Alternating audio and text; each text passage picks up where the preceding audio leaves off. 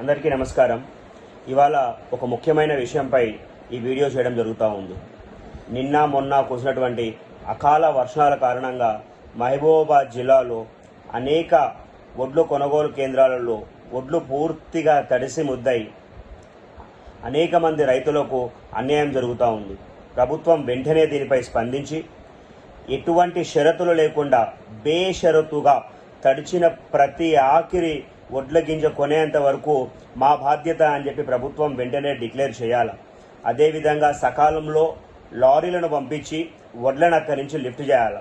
ఇప్పుడు కానీ సకాలంలో వడ్లు లిఫ్ట్ చేయలేని పరిస్థితి ఉంటే ఆ వడ్లు తడిచిన వడ్లు మొలకలెత్తుతాయి. మొలకలెత్తే వాసన వస్తుంది. వాసన వస్తే మళ్ళీ మాకు సంబంధం లేదు అని చెప్తే ఆ రైతుకి చావు తప్ప మరి ఎటువంటి ఆధారం కానివ్వండి, ఎటువంటి సొల్యూషన్ కానీ కనిపించదు వాళ్ళకి. కాబట్టి వెంటనే ప్రభుత్వం దానిపై స్పందించి కలెక్టర్ గారు కానివ్వండి, రెవెన్యూ అధికారులు కానివ్వండి, కొనుగోలు కమిటీలు కానివ్వండి, ఇమీడియట్గా స్పందించి అక్కడి నుంచి వడ్లను ఇమీడియట్గా అక్కడి నుంచి లిఫ్ట్ చేయించి ఎటువంటి కూడా షరతులు లేకుండా మేము అట్లుంటేనే తీసుకుంటాము, ఇట్లుంటేనే తీసుకుంటాము, ఇది కాదు ఇందిరమ్మ రాజ్యం.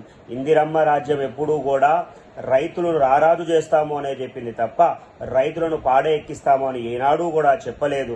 మరి ఇవాళ మీరు చెప్పింది ఒకటి, మనం చూస్తున్నది ఒకటి. దయచేసి ప్రభుత్వం వెంటనే అన్ని కొనుగోలు కేంద్రాలలో ఈ సమస్య ఉన్నది.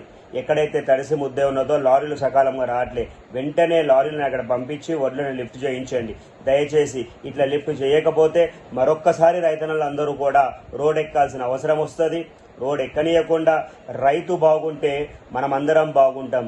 రైతు ఒక్కరు సంరక్షణగా ఉంటే మనం 3 పూటల అన్నం తినగలుగుతాం. ఆ రైతే బాధపడితే రైతు బాధపడిన రాజ్యం ఏ రాజ్యం కూడా బాగుండదు. దయచేసి దీన్ని వెంటనే పరిష్కరించాల్సిందిగా ప్రభుత్వాన్ని విన్నపిస్తా ఉన్నా. నమస్కారం.